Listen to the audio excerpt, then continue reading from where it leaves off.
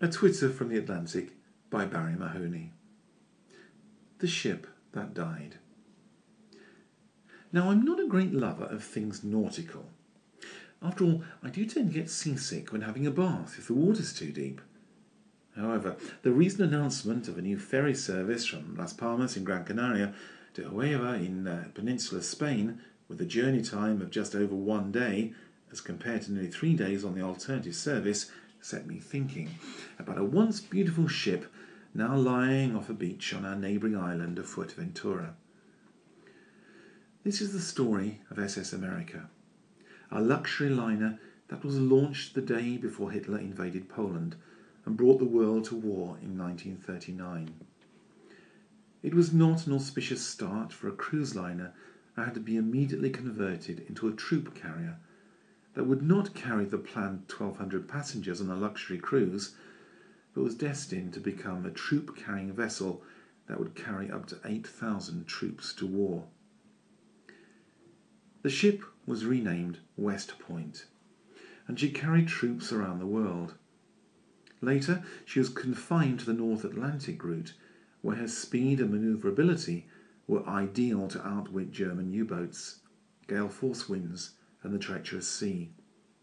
Troops were carried from the USA to Europe, and wounded soldiers, as well as prisoners of war, were shipped back to America.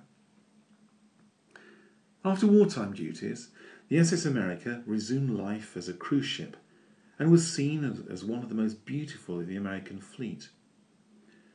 After 24 years of service, the ship's career came to an abrupt end due to labour disputes and the growing popularity of air travel.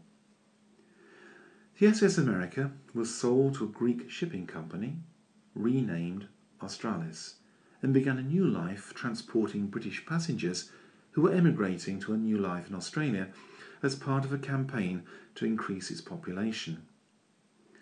Later, the assisted passage scheme was gradually phased out, and long-haul flights made air travel more attractive than a long voyage at sea.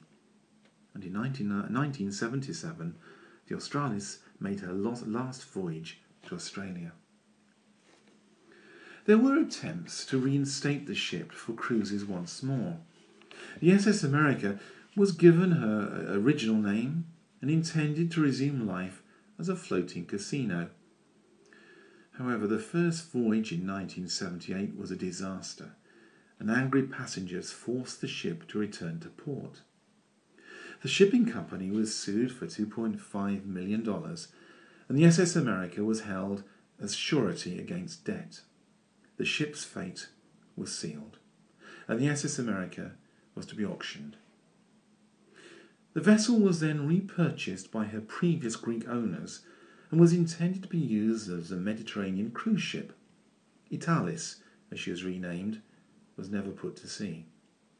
She was sold again in 1980 and renamed Nogra, and this time destined to be a floating hotel in Beirut. This plan did not materialise, and so this once proud ship was due to be returned to the USA to become a prison ship.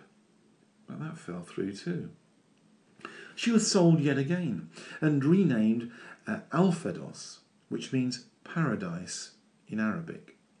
Sadly, it was nothing like paradise, and for 10 years the ship rotted until damage to her bilge pipe meant that she had to be beached to prevent sinking. Finally, a consortium bought her and gave her yet another new name, the America Star. A star she was no longer, and as she was being towed to Thailand to be converted into a floating hotel, the tow rope broke in stormy weather off the island of Fuerteventura. She broke into 2 pieces, and what little remains has slowly been disappearing into the sea, leaving part of the bow remaining above the water. This once proud vessel is waiting to be finally claimed by the sea. If you enjoyed this Twitter, have a look at my website, www.barriemahoney.com, and thank you for listening.